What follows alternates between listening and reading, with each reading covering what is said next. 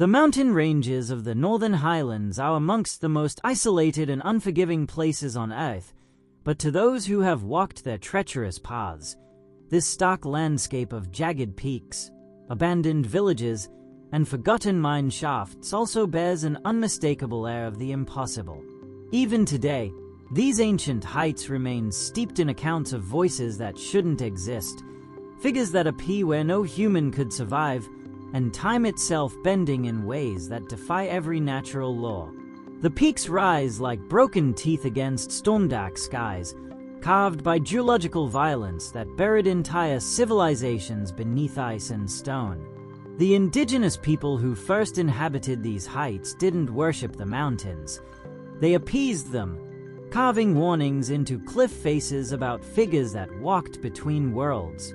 When colonial expeditions dismissed these practices as superstition, 2 surveying teams vanished within 3 years.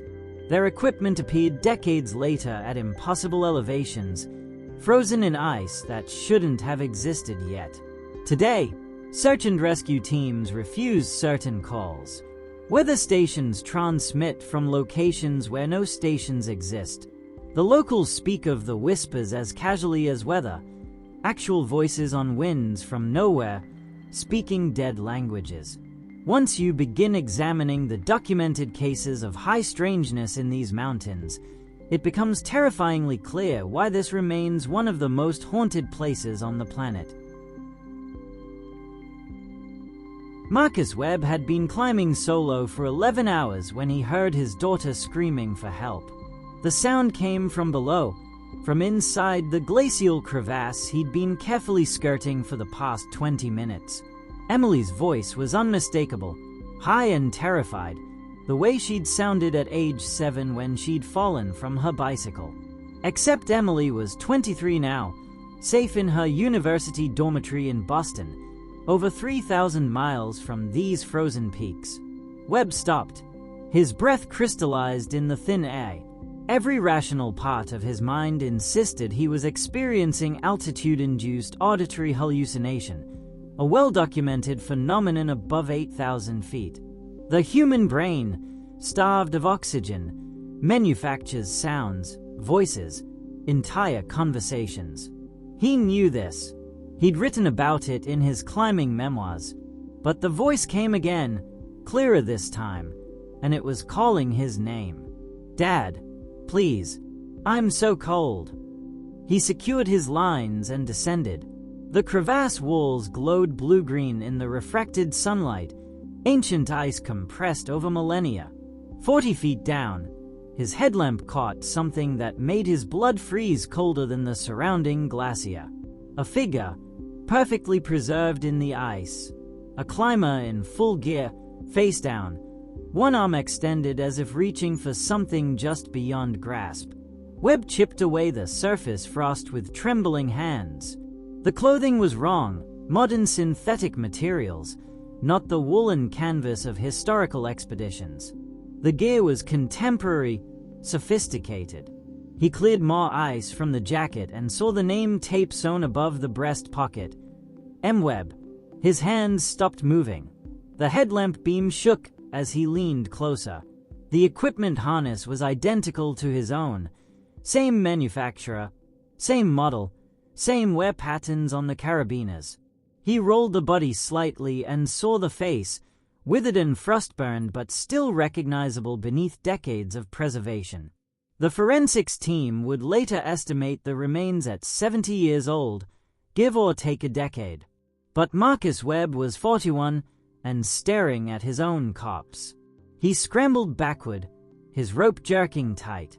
The ice around the body reflected his headlamp in strange patterns, and for just a moment, he thought he saw movement, the frozen hand twitching, the head turning slightly to look at him. Then Emily's voice echoed through the crevasse again, but this time it wasn't calling for help. It was warning him. "Dad, get out. You're not supposed to see this yet." Webb reached the surface in a controlled panic, his training overriding his terror. He radioed base camp, reported his coordinates, and said he needed immediate extraction. He didn't mention what he'd found. Not then. Not until 3 days later, when the rescue team descended into the crevasse and confirmed what he already knew. The body was real, the equipment was genuine, and according to carbon dating of the synthetic fibers, it had been frozen in that ice since approximately 1949, 6 years before Marcus Webb was born. They called her the Avalanche Widow, though no one knew if she'd ever been married or even human. The locals had seen her for generations, a figure in white standing motionless on the high ridgelines, always in the hours before the mountain came down. Sometimes she gestured, her arms sweeping in slow warning. Most times she simply stood and watched, a silent witness to the violence about to unfold. Old-timers swore she'd appeared before the slide of 1887 that buried the mining camp, and again in 1924 when the eastern face collapsed and took 16 climbers with it. But it was the morning of February 11, 1983, that transformed her from folklore into something the authorities couldn't ignore. The first sighting came at dawn. A lift operator named Sarah Chen spotted her while running pre-opening safety checks at Ridgeline Peak Resort. A woman in a long white dress or cloak, standing on the north ridge where the wind should have torn any human from the rock. Chen radioed it in, assuming it was a lost hiker, but before ski patrol could respond, 3 more reports came through. The figure was on the south face now, then the east, then back to the north, as if she could move between locations without crossing the distance between them. By 9 a.m., 17 staff members had seen her. Not similar figures, the same woman, described identically by people who hadn't spoken to each other. Tall, pale, dressed in white that seemed to absorb the light rather than reflect it. Resort manager David Kessler made the call that saved 43 lives. Full evacuation, guests and staff, no exceptions. The mountain was closed within the hour. No avalanche came. The day remained clear, the snowpack stable.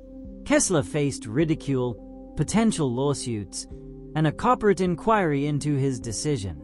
But he also faced the seismic data, delivered 3 days later by a university geology team. The instruments had recorded stress patterns consistent with catastrophic slope failure. The mountain should have collapsed that morning. Every model, every calculation pointed to massive avalanche conditions. The northwest face, directly above the main lodge, had been on the verge of releasing approximately 8 million cubic meters of snow and ice. Except it didn't. The face held. Inspections found no rational explanation for its stability. The snowpack that should have slid remained locked in place, defying gravity and physics for 30 years. The resort never reopened. Insurance companies and investors walked away from the property, spooked by the incident and the persistent reports of a woman in white still appearing on the ridges, still watching. In 2013, demolition crews arrived to dismantle the abandoned structures. The final support beam was removed from the main lodge on a clear September morning. Workers reported seeing a figure on the North Ridge one last time, before she simply faded from view. 6 hours later, with no warning and under blue skies, the northwest face finally released. The avalanche was so massive it registered on seismographs in 3 countries. When the snow settled, the entire valley had been scoured clean, every trace of Ridgeline Peak Resort erased as if it had never existed. Highland Weather Station 7 went silent on March 15, 2003. The last transmission from meteorologists Dr. James Reeves, Patricia Okonkwo, and Thomas Chen was routine. Barometric pressure readings, wind speed, temperature gradients. Then nothing. Search and rescue reached the station 4 days later and found it empty. No bodies, no blood, no signs of struggle or distress. The bunks were made. Breakfast dishes sat clean in the drying rack. The equipment hummed along, still recording data, still transmitting to satellites overhead. The only unusual detail was a note taped to the main console in Reeves's handwriting. Don't trust the timestamps. The station was sealed and abandoned. Too remote to justify the expense of investigation. Too clean to suggest foul play. The case went cold. But the equipment kept transmitting, and someone at the National Weather Service kept receiving. For 6 months after the disappearance, Station 7 continued sending meteorological data, atmospheric readings, and, buried in the metadata, personal log entries from the missing crew. The salvage team that arrived in September 2003 was led by a technician named Robert Vance. His mission was simple: retrieve the equipment, secure the site, and close the file on Station 7. What he found instead was a working research station with 6 months of continuous data logs timestamped after the crew's disappearance. Reeves, Okonkwo, and Chen had apparently continued their work through April, May, June, July, and August, documenting weather patterns with meticulous precision. Their personal notes discussed meals they'd prepared, books they'd read, and observations about temporal inconsistencies in the instrument readings. Then Vance found the file labeled with his own name. It was dated last week, though he'd only received his assignment 3 days prior and hadn't told anyone outside his immediate team about the mission. The entry was in Okonkwo's handwriting. Robert Vance arrived today with the salvage team. 5 people total. They don't understand yet that they are already part of the loop. Vance will find this note and think we left it for him, but we're writing it while watching him read it. Time isn't linear here. It's circular. The station doesn't record the weather. It records all possible versions of the weather simultaneously. We're not missing. We just spread across too many moments to exist in only one. The entry continued for 3 pages, describing in precise detail the layout of Vance's salvage operation, the conversations his team would have, and the moment he would find this very note. It included a warning: don't stay past sunset. The loop tightens after dark. We made that mistake. We still making it. Vance ordered immediate evacuation. His team packed the essential equipment and left within 2 hours. The archived recordings from their helmet cameras show something that still defies explanation. In the background of multiple frames, barely visible through the station windows, are 3 figures moving through the interior rooms. Figures wearing weather station uniforms. Figures that look exactly like Reeves, Okonkwo, and Chen, going about their daily routines as if the salvage team isn't there at all. Station 7 remains sealed. The equipment still transmits. And every year, on March 15th, the data logs include a new entry in Reeves's handwriting. Always the same message: we're still here. We never left. Time is a circle, and we trapped at the center. Kale's Crossing shouldn't exist. At 9,000 feet, the hamlet clings to a plateau that geological surveys insist is too unstable for permanent habitation. Yet the 9 remaining residents, down from 40 in 1970, from 200 in 1920, refuse to leave. They can't explain why exactly, except that leaving feels wrong in a way that transcends rational decision-making. Margaret Thorne, the settlement's eldest resident at 78, puts it simply: the village doesn't want us to go, and we don't want to disappoint it. The first documented anomaly appeared in a 1958 survey. The general store was mapped 200 feet east of the town square. In 1973, a new survey placed it 200 feet west. Both surveys were conducted by reputable firms using standard geodetic equipment. Both are considered accurate. The store's foundation showed no signs of having been moved. The buildings simply occupied different coordinates in different years, and no one in Kale's Crossing seemed to notice or care. By 1995, Every structure in the settlement had been documented in at least 3 distinct locations. The church appeared north, south, and once, impossibly, on both sides of the ravine simultaneously in photographs taken 10 minutes apart. Residents walked familiar paths to homes that no longer stood where memory insisted they should be, yet they always arrived at the correct door. Postal workers reported delivering mail to addresses that had shifted since their last visit, but the residents always received their letters. Then there were the lost seasons. In March 2001, all 9 residents reported going to sleep during a late winter snowstorm and waking to find the trees in full autumn color. No spring had passed, no summer.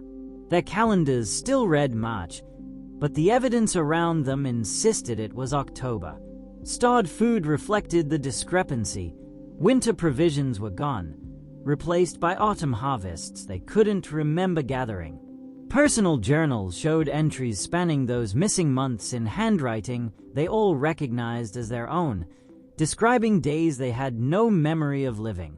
It happened again in 2008, again in 2014. Each time, the residents lost months they couldn't account for, emerging from temporal fugue states with their lives advanced, but their consciousness missing the intervening time.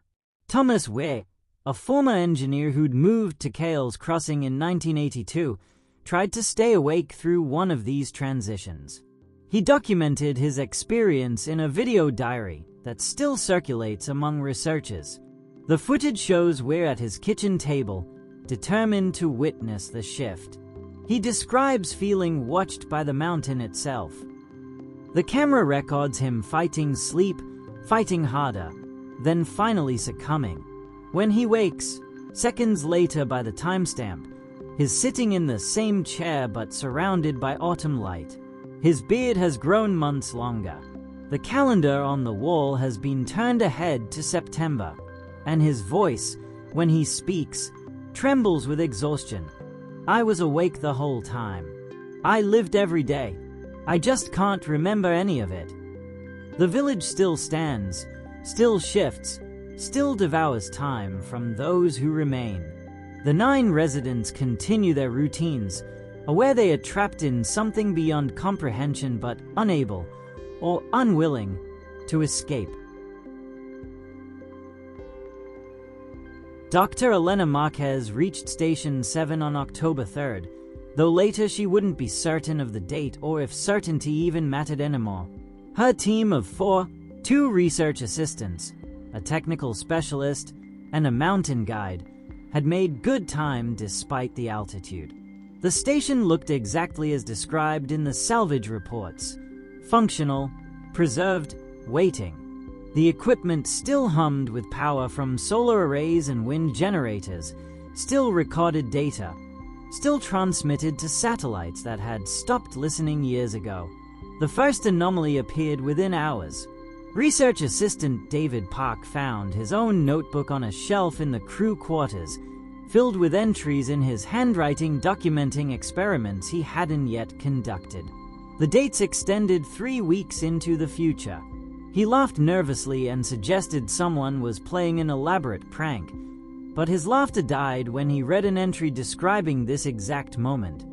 Finding the notebook, laughing nervously, then falling silent as the implications settled over him like snow. By day 3, all of them had found traces of their future selves. Equipment logs showing their names on tasks they hadn't performed. Food supplies already consumed. A photograph taped to the wall showing the entire team standing outside the station in winter gear, except it was currently autumn, and none of them remembered taking the picture. Technical specialist Sarah Okoye noticed something worse. She appeared in the photo wearing a bandage on her left hand. 2 days later, she cut her left hand on a storage crate in exactly the spot the bandage covered. Elena tried to maintain scientific protocols, documenting everything, searching for rational explanations. Then she found the message carved into the metal wall of the sleeping quarters, hidden behind a storage locker she'd moved only minutes before. The letters were crude but unmistakable, carved with something sharp, perhaps a climbing pick. The handwriting was burned into her memory from 15 years of searching, 15 years of refusing to accept his death. Her brother Daniel's handwriting. "You're looking for me, but I've been following you. We both ghosts here. The mountain made us memories." She ran her fingers over the carved letters, feeling the depth of each stroke. The metal showed oxidation consistent with decades of exposure, yet she'd only just uncovered it. Below the message was a date, October 8th, 5 days from now, or 5 days ago, or perhaps both simultaneously. She understood then what the station truly was. Not a place where time looped, but where all moments existed at once, collapsed into a single eternal present. The meteorologists hadn't vanished. They'd become unstuck, scattered across time like light through a prism. That night, Elena heard footsteps in the corridor outside her quarters. Through the door's window, she glimpsed a figure in climbing gear moving past. The build, the gait, the way he favored his right leg, Daniel. She yanked open the door but found only empty hallway and the sound of wind against metal. On the floor where he'd walked lay a single item. Her own research journal, waterlogged and frozen. The pages dated 15 years from now, filled with entries describing her decision to stay at Station 7 permanently, waiting for a brother who was simultaneously dead, alive, and something neither word adequately described. Elena spent 7 days at Station 7 before she understood what the mountains truly were. Not merely geography, not simply terrain, but a repository of consciousness itself, a place where emotional intensity achieved enough mass to bend the fabric of time around it. Every death, every loss, every moment of profound terror or love or grief carved channels into the landscape like water eroding stone. And once carved, those channels remained, catching future consciousness in the same grooves, forcing them to trace the same paths over and over until the distinction between past and present dissolved entirely. The meteorologists hadn't died. Marcus Webb hadn't discovered his own corpse. The residents of Kale's Crossing hadn't lost seasons. They'd all become caught in feedback loops of their own making, their intense experiences creating temporal eddies that pulled them out of linear time and into recursive patterns that had no beginning and no end. The mountains didn't trap them maliciously. The mountains simply were indifferent as gravity, and consciousness strong enough, focused enough, became its own cage. Elena's team began showing signs of integration. David Park spoke of conversations he would have tomorrow. Sarah Okoye reported seeing herself asleep in her bunk while simultaneously standing in the doorway watching. Their guide, Thomas Reeve, stopped aging. His beard ceased growing, his wounds stopped healing, as if his body understood it no longer needed to progress through time when time had become a circle. On the 8th night, Elena found Daniel standing in the observation room, looking out at the peaks. Not a ghost, not a hallucination. Something else. Something that existed in the space between memory and reality. He turned when she entered, and his smile was exactly as she remembered, exactly as it had been 15 years ago before he'd vanished into these heights. "You came looking for me," he said, "but I never left. I've been here, in this moment, waiting for you to arrive so I could explain. The mountain doesn't take us, Elena. We give ourselves to it. Every time you remembered me, every time you replayed that last conversation, you carved this moment deeper into reality. Your grief has been echoing through these peaks for 15 years, and now you're standing inside your own echo." She understood then. The choice had never been about solving the mystery or rescuing her brother. The choice was between accepting that some losses cannot be undone, or becoming like the woman in white, like the voices in the crevasse, like the crew of Station 7, permanence achieved through endless repetition of the same grief, the same search, the same refusal to let go. Elena's final journal entry was found by a salvage team in 2028, 5 years after her expedition. The words were written in her hand but appeared on pages that shouldn't have existed, bound into a journal that had been logged as lost in 2023. "I'm staying, not because I can't leave, but because leaving means accepting Daniel is gone, and staying means he never has to be." The others have already made their choice. David found his future self and walked into it like stepping through a door. Sarah says she can see all her possible lives at once and doesn't want to choose just one. Thomas simply faded one morning, as if he'd always been a memory pretending to be solid. The whispers are louder now. I understand them. They are not voices from the past. They are voices from every moment, speaking simultaneously, and I'm adding my voice to theirs. Daniel says the mountain made us memories, but I think we made ourselves into something the mountain could hold forever. There's peace in that. Or perhaps the loop is so tight now that I can't tell the difference between peace and imprisonment. If you're watching this, you're already part of it. The station recorded your arrival before you came. We've been waiting. We're always waiting.